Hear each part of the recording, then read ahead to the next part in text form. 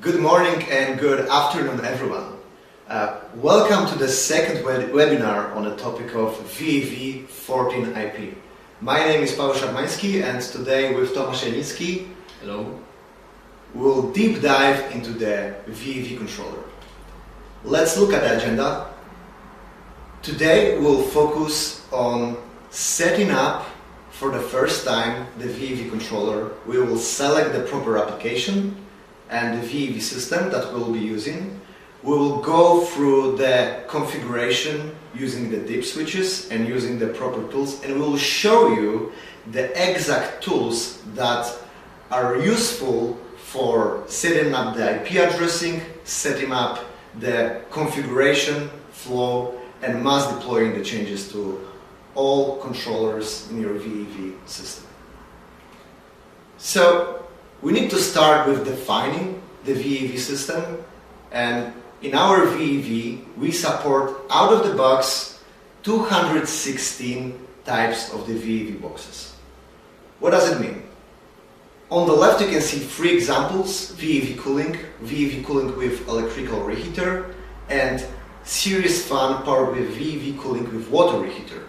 These are three options supported by default, but on the right you see other configuration options that you can easily configure either with the dip switches or using our dedicated tools, free of charge tools for Windows, and directly inside Niagara framework with a dedicated service. So you mean out of the box, the VAV controller supports up to 216 VAV box types? Yes, it does. Moreover, the controller is also freely programmable. What does it mean? The controller has embedded NanoEdge engine, our software technology that enables the controller with real-time programming whenever necessary. That means that the application can be also fine-tuned or changed, or the controller can be running a separate application inside the controller. But today we'll focus on one of the configurations. We will set it up on the controller and we'll show you exactly what you need to do to proceed with the proper configuration of the VAV system. So firstly, the application we have selected, Tomasz. Yeah, so we selected the VAV cooling with the electrical reheater, and we will guide you what you need to configure and what you need to activate to play with this type of VAV box. So the VAV with the electrical reheater need to require to configure the reheater control type. We support 4 types of outputs, which can be connected to the selected track outputs to control the heater. You can connect the time proportional actuator or the time proportional start signal, PWM. You can have 1 or 2 stage, up to 2 stage digital control of the electrical heater. You can have a floating actuator for the water heating, and you also have the 0 to 10 voltage analog output signal, which also can control according to 0 to 10 voltage output. Great. What's next? The analog output doesn't require any further configuration, so it works out of the box. And additionally, when we talk about the electrical reheater, as we are going to investigate today, we require a discharge temperature DAT sensor. So this is the sensor required to be the main heating demand sensor, and it's taken into the control loop. Okay. So we'll continue today with the 2-stage digital control reheater type. Exactly. And where can we learn all of that? I think that's a good question. Where can we learn that? Exactly. It's a good knowledge. So maybe Paweł, you can show us the one web page where you can find all those information. So let's now have a look at where to find all of those necessary information for proper configuration of the VAV. We have a dedicated website called Knowledge Base, and the address you can see here is icdocs.ismacontrolly.com, and we'll go now to that website. So let's switch now to Edge browser and open the icdocs page. And when you go to that page, you will see a the first thing you see is the search function. There is no login, there is no other paywalls to access that website. You can just type it through, and without further knowledge going through that website, there is multiple information. Today we'll focus on how to get to the VAV application information. So what we need to do is just simply type VAV app, and in real time the database will be searched and the VAV application from the software manual of the VAV14-IP will be shown. Important information for you. This is exactly the same information you will also find in our product manuals that are available in the PDF option. So when you go to the IC Docs, you'll be able to find the latest versions of the manuals available in a very handy way that you can open on your laptop, on your phone or a tablet, and easily access any information that are required for the configuration of any product from iSMA Controller.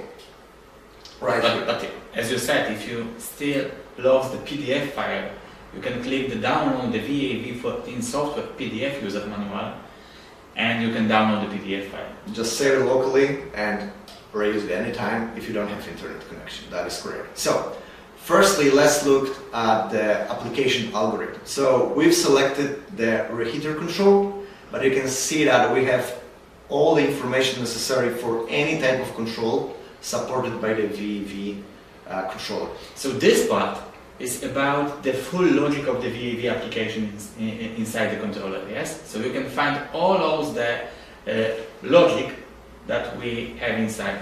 So first and foremost, what type of reheater controller we support? We do support the water and electric reheaters. We can find the exact algorithm that is behind, that is working inside the controller. So in case of troubleshooting the VAV system, you'll be able just to follow the diagram to find out, is that a problem on site, or perhaps that's something with my logic in the controller.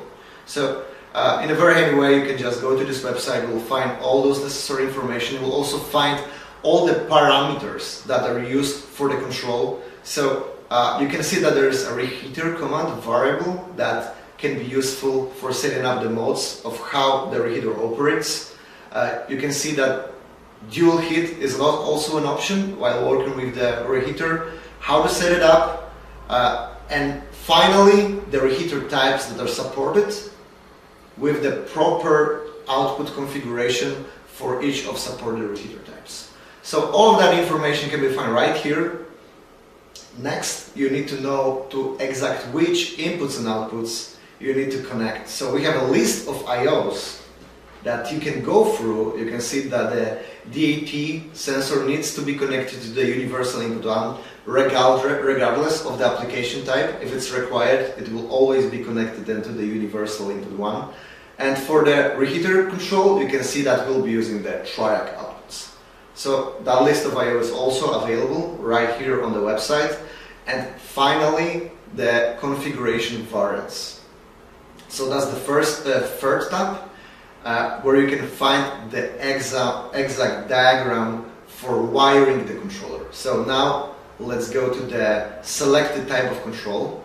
So we have here the VAV with two-stage electric reheater, and you can see exactly, you can zoom in, and you can see exactly the wiring necessary for the control and all the optional options that can also be set up in the controller if you're using a parameter control or an optional CO2 sensor in your application type. So all of that is available right here, and we can go back to the presentation. And you can also see that you've got the mandatory sensor, so the DAT sensor is mandatory. But in case you want to connect any other sensor, like space temperature or the space set point offset, you can connect it to the universal input number 2 or 3 and use it instead of the dedicated wall panel.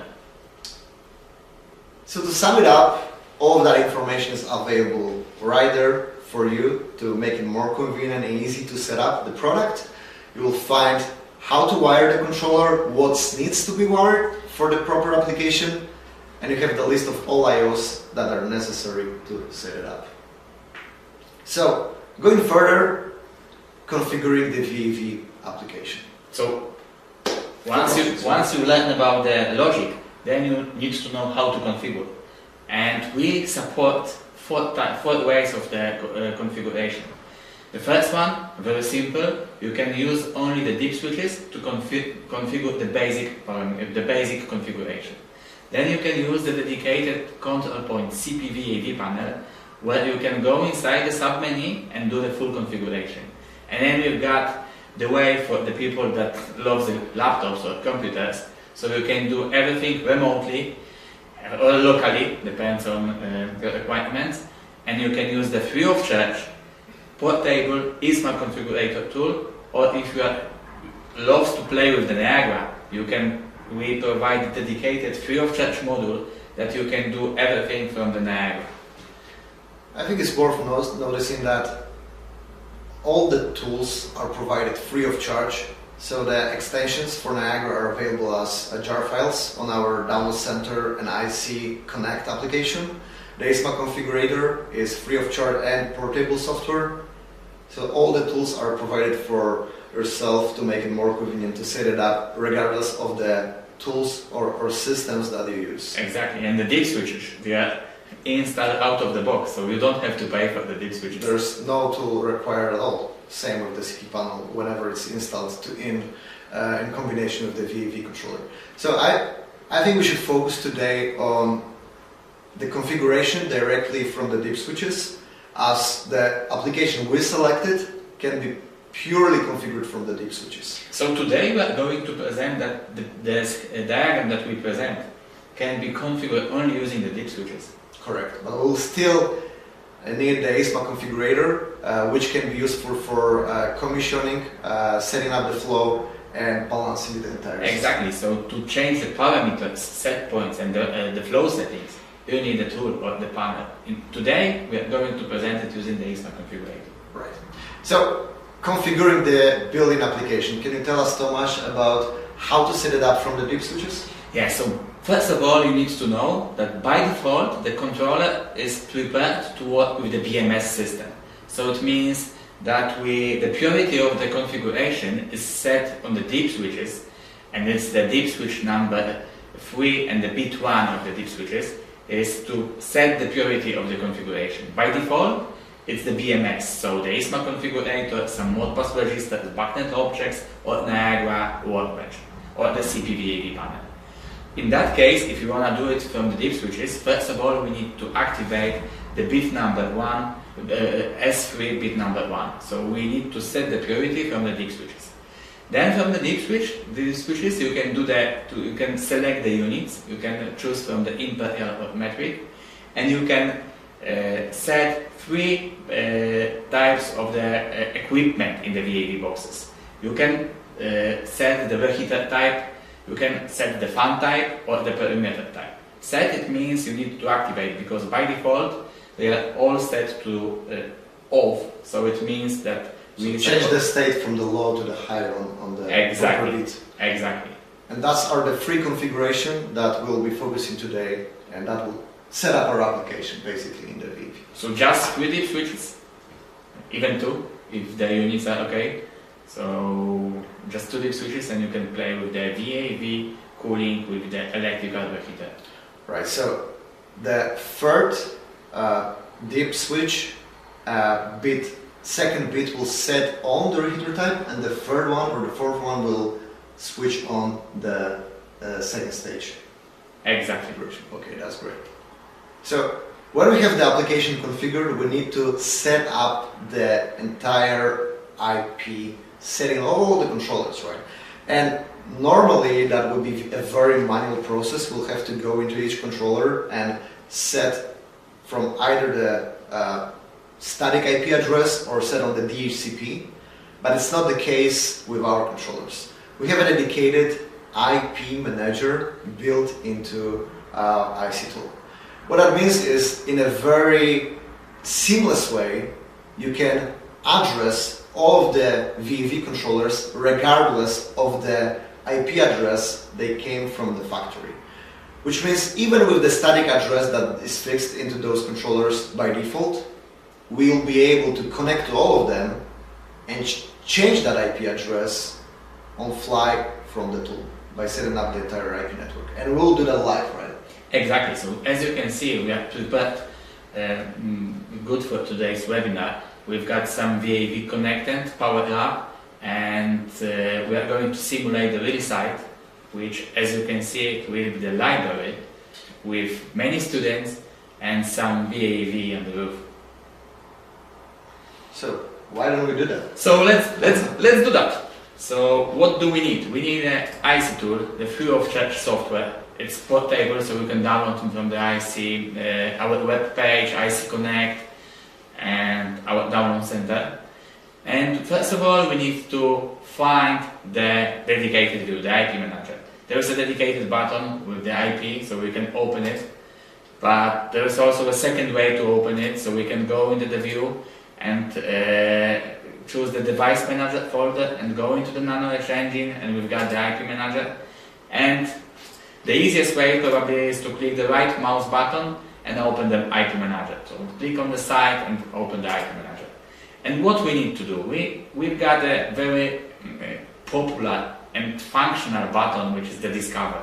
So which probably will found all immediately for all our VAV and the NanoEdge engine controllers, not only the VAV but also the VAV14-IP, with the IP address, serial number, we told us which is the model, the MAC address, and the BACnet ID.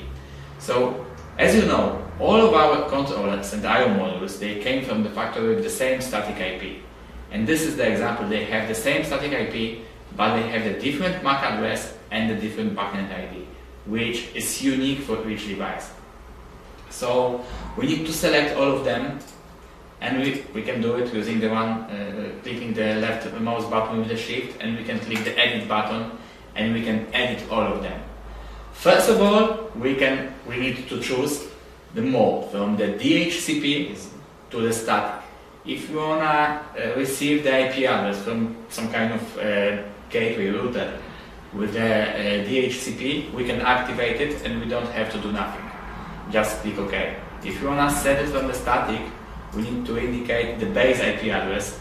And in our case, let's put the base IP address. Let's start from 110.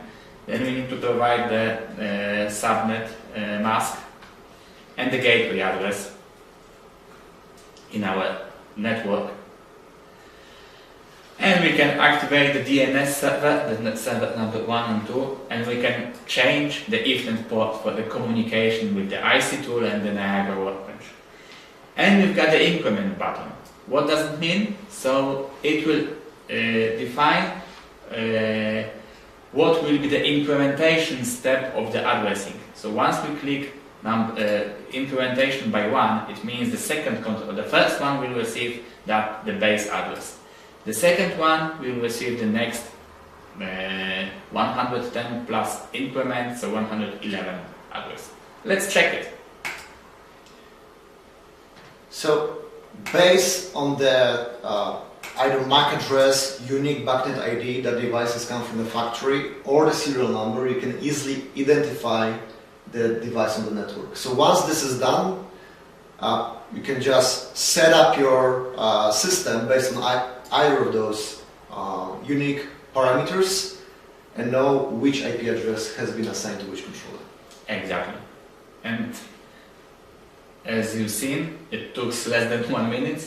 So we can click one more time to be sure that all of the controllers have the new IP address. Mm-hmm. Yeah, it's done. Can you explain us why the first one is grayed out, where the face device is grayed out? And because that controller is the main one on our demo kit, and we use it for our configuration, so it means that we have already added to our site. So once the device is added to the site, it means that we have already played with it, and the IP manager does not allow to change it. If I will move it from my site, it will not be grayed out, it will be white. So now the changes of the IP changes of this controller will be possible. I see. Alright. So we just heard in our demo room that all the actuators have started the initialization after the reboot, which means that the IP address also, so the IP manager during the IP address will reboot all the controllers automatically. So there's no need to do that manually. Everything will be done automatically with the tool. Exactly. Okay, let's move back to the demo and what's next? Right. What's after the IP settings? So what we did already, we set up manually with the dip switches on each controller the application type. We set up all the unique IP addresses on all controllers. What we can do now is we can mass deploy the parameters to all controllers in our system. And we have a dedicated tool, which is iSMA Configurator, that will allow you to do that directly to all controllers using BACnet IP. So you need to be in the same BACnet IP network, connected with your laptop, and from that tool that is built, the VAV configurator that is built into the iSMA configurator, you will be able to see all the parameters, override the parameters that are not configured with the dip switches, set up the flow settings, and do the balancing. So this is an all-in-one tool for the final configuration of your VAV system. So, Tomasz, why don't we go now and check it?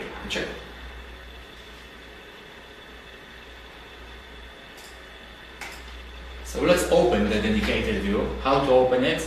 You probably know our iSMA configurator. So we've got the VAV configurator, which is the new tab, new view in the iSMA configurator. And one more time, you've got the Discover button, Discover devices.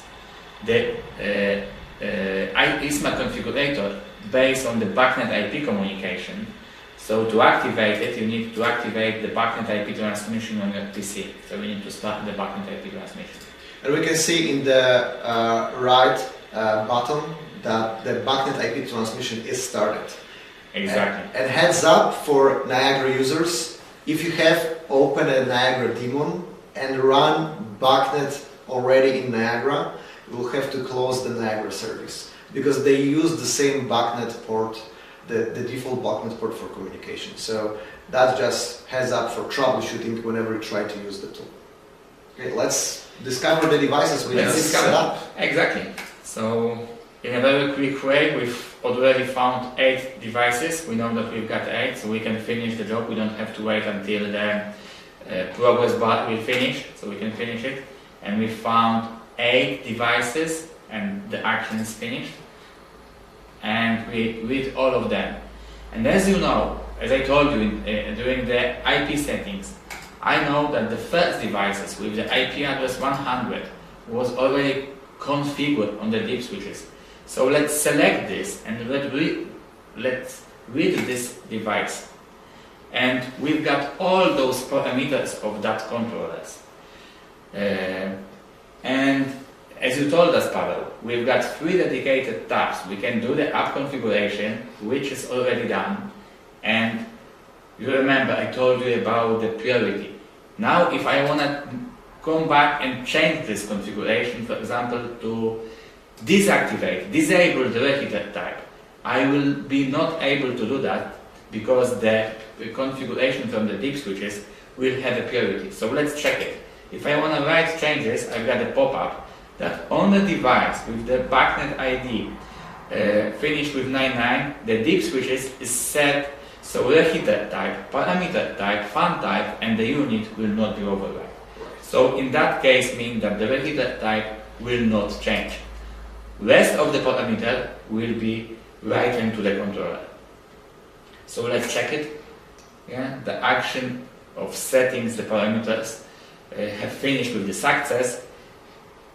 So if I use type 3 sensor, not the type 2 sensor in my DAT, I can just change that parameter right here and I will be able to write that to all controllers. Exactly. Regardless that on the dip switch I set up the repeater type. Exactly. And you remember that in our, let's check it and let's read it one more time, the controller. Yeah, as you can see, the reheater type was come back to the stage, so it means that it's configured as a two-stage electric reheater. And because we have the electric reheater, we need a discharge temperature sensor. So it also requires us to set the minimum flow settings. So the selected controller, we can also read it one more time, select it and read the value. So by default, the minimum flow is set for each mode. So it's already set, so you need to configure the value to work properly on your side. So you do that one-to-one, but can you deploy one-to-many? Yes. So change all parameters, let's all controller parameters? Let's change the value, select all, and let's click the right device button and deploy all the parameters from that tab to all the VAV controllers. So one more time, there is a pop-up inform us that we are going to raise the parameters to selected devices, and there is a list of the devices which receive the new parameters. And that's all about the mass deploying to many controllers. That's really great. And at the end of the day, you can also save that configuration to a file and reuse that just for the future reference, how the controllers can be configured initially, know the exact parameters. Exactly. And for those who watch our last webinars, we present the compatibility between the iSMA configurator and the Niagara Workbench. So if you want to use both to parallel, you can do it. You can just save the configuration file and do it on the different computers. So, all you see we just did during the live demo, but there's another tool that will allow you to deploy not just the parameters, but also the system configuration, which means you'll be able to download the backup if you did any changes to the default application. It will allow you to restore that backup to multiple controllers at once. It will allow you to set the time, change the password, or just restart the device whenever that's necessary. And that tool is called Multi-Device Manager, and it's built into our IC tool. So the IC tool itself, it combines both the IP manager and the multi-device manager. And of course, it will allow also to change the application. You have the full access to the application, but we'll not focus on that today. We focus on the built-in application today. So why don't we go now to the multi-device manager and see that real time. Let's open the new view, the second view. One more time, if I want to open it, I've got the dedicated buttons, and I can open it using the views. So I can go in the nano and change the multi-device view, multi-device manager view, but I can also click on the side and open the multi-device manager view. And what kind of tabs I've got there? I've got the list of devices that I want to do the action, do the steps, and I need to do the steps. But right now I've got two devices, so I need to, let's say, clear the list, and I need to find the devices to put the list. So let's go back to IP Manager. Let's discover them one more time. Select all, add them to the tree, add them to the side using the Add to the Tree button. As you can see very quickly, I've added 8 controllers, and now I can come back to the multi-device manager, and I can drag and drop the selected devices which I need to do the action. So let's choose 3 of them, and what will be probably your first action that we will do? We've got a different time, so we are located in Europe, so we need to set the local time. Let's do that action on those 3 controllers. We have an error. We have an error. You probably think why. So this action can be done only once you have the password, once you know the password of the controller. So the VAV is coming with the default password, but you can change it. So we need to know the password to do the action. And so let's put the password, and then you can see that wrong credential, guys, like always.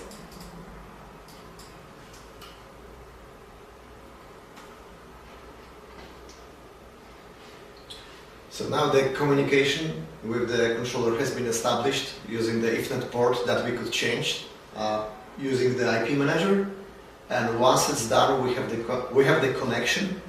The multi-device manager will establish this connection with each controller that has been initially logged in automatically. So there's no need to later log on once you have done this using the tool, but you have to initialize that first connection. You need to initialize, and you don't have to be connected to change the password. I can disconnect and I can come back to the multi-device manager and I can try to do the same action one more time, and you will see that because I didn't connect to those two controllers, I still have a problem, but on the first controller the time will be set correctly because I have already connected to this.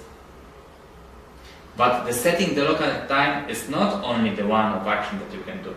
It's probably the first action. You probably use it for the more advanced feature. So you can see that the local time was set correctly, so it's green, and the controller with errors has a problem with the authorization. And right now the operation was passed. So let's see what kind of additional action you can do. You talk about the backup, so we can do the backup, we can perform a backup, download the backup or upload the backup. So we can download the backup of the controller and we can put the backup to the controller. We can upgrade the operational system, set the local time, change the password, restart many devices and play with some configuration data which is strictly connected with the nano change in operating system inside. So once the system is deployed, all the parameters has been configured, you can save from one controller the configuration data and deploy it to all the controllers. All the controllers. So exactly. That's really useful for just speeding up the commissioning process. Alright, so we have all the configuration, we set up the mass deploying, and we set up the IP network. We have all of that done. And lastly, what we would love to show to you is adjusting the application logic. So we already mentioned several times that it's not just a configurable controller, it's a freely programmable controller that can even run multiple applications in different time cycles, thanks to the nano changing embedded. And the application we'd like to show is averaging the space temperature. What that means is connecting to the VAV controller an additional wall unit, additional CP panel over the smart plug that the CP panels are equipped with. So we can daisy chain and power up to 5 CP panels and just freely connect them. They will communicate automatically once addressed with the bucketed device ID. And the idea is that we'll show all of that during the next webinar. So communication over IP or communication over the USB, real-time programming, the application itself, adding the additional application and fine-tuning the application that is built in to the controller. We'd love to show it. So stay tuned for the next webinar. Thank you very much. Thank you very much. It's planned for the February next year, and as Pavel mentioned, we will deeply provide you how to change the application, program it using the two CP VAV panels. Exactly. Thank you. See you soon in next year. Bye. Bye.